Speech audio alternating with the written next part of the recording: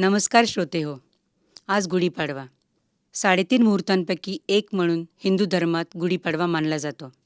याला ऐतिहासिक, सामाजिक आणि आरोग्याच्या दृष्टीने महत्त्व आहेच, पण आध्यात्मिकदृष्ट्या देखील गुढीपाडवा अत्यंत महत्त्वाचा आहे. या गुढीपाडव्याबद्दल एक समर्पक कविता मी आपल्यासमोर प्रस्तुत करीत आहे. कवितेचं नाव आहे मानवतेची गुढी. मानवतेच्या सन्मानाची सहयोगाची गुढी उभारा, आपुलकी अन प्रेम जिव्हाळा आपण सर्वांनी स्वीकारा. नवे वर्ष अन नवी सुरुवात, नव्या यशाची नवी रुजवात, संस्कारांची करूया रास, सुखसौख्याची नित बरसात. श्रेष्ठ दिव्य अन पवित्रतेचे चरित्र येईल मग आकारा, आपुलकी अन प्रेम जिव्हाळा आपण सर्वांनी स्वीकारा.